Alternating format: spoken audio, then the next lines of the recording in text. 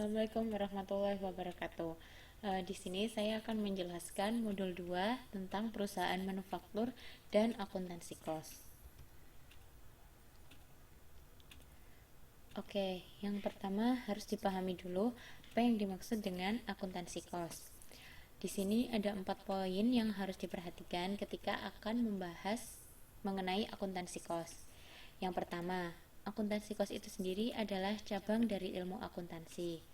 Yang kedua, akuntansi kos bertujuan untuk mengidentifikasi, menentukan, mengukur, melaporkan, dan menganalisis berbagai elemen kos langsung dan tak langsung.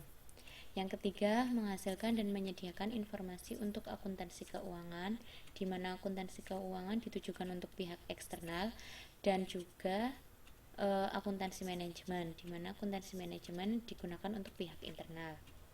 Akuntansi kos ini sendiri mengendalikan operasi saat ini, membuat rencana masa depan, dan pada akhirnya nanti diharapkan dengan adanya akuntansi kos, manajemen dapat meningkatkan keunggulan kompetitif.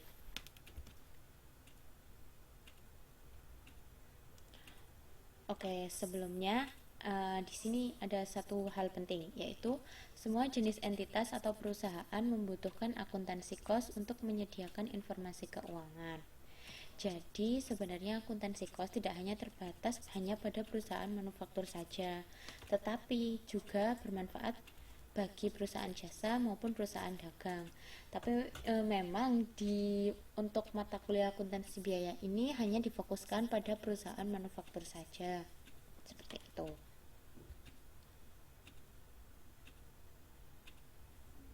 Yang pertama, mengenali perusahaan manufaktur. Perusahaan manufaktur dimulai dari ketika pemasok ini atau supplier akan memasok bahan baku. Bahan baku kemudian akan masuk ke gudang bahan baku. Ketika setelah bahan baku dimasukkan ke dalam gudang, maka bahan baku akan diolah di pabrik. Setelah diolah di pabrik, barang-barang yang siap untuk dijual ditaruh di gudang produk jadi. Kemudian masuk ke bagian penjualan hingga nanti dideliver ke pelanggan.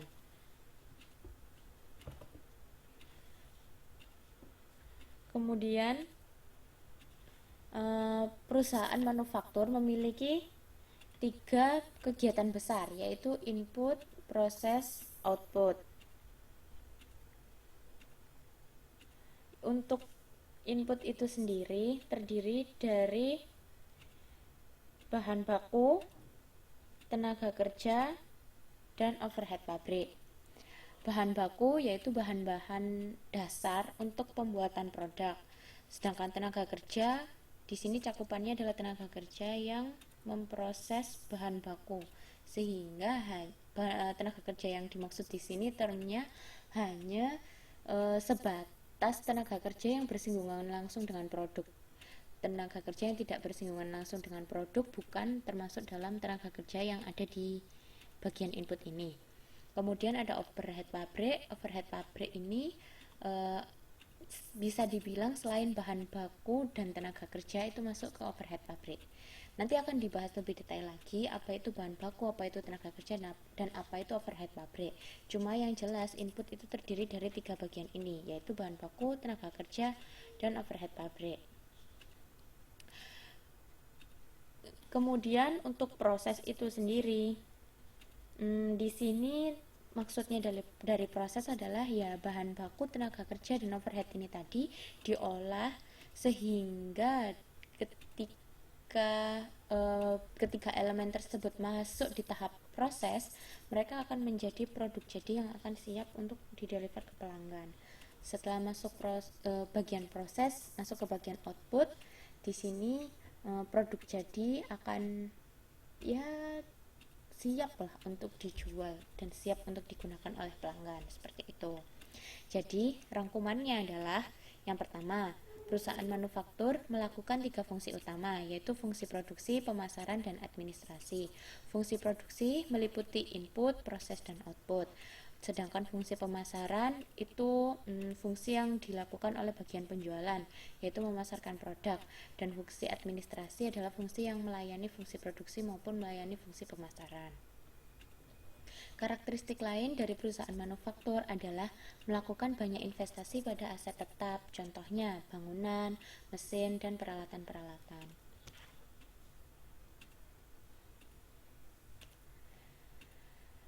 Selain itu, ciri-ciri lain dari perusahaan manufaktur adalah perusahaan manufaktur memiliki beberapa akun sediaan. Yang pertama, akun sediaan bahan, di mana menunjukkan kos bahan yang tersedia untuk diproses lebih lanjut. Yang kedua, akun sediaan bahan habis pakai pabrik. Yang ketiga, akun sediaan produk dalam proses, menunjukkan kos produk yang belum selesai, yaitu produk yang berada di stage proses itu masuk di akun sediaan produk dalam proses. Sedangkan akun sediaan produk jadi itu merekord atau menunjukkan semua kos produk jadi. Akun lainnya yang mungkin tersedia selain akun sediaan adalah akun overhead pabrik.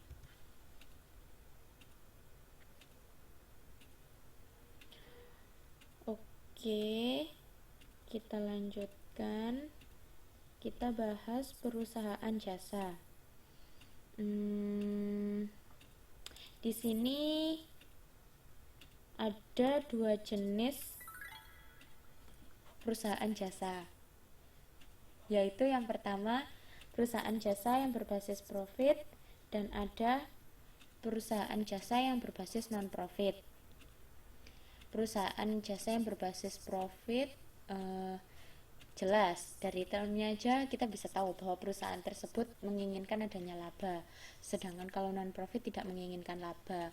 Mungkin contohnya semacam organisasi nirlaba itu apa ya,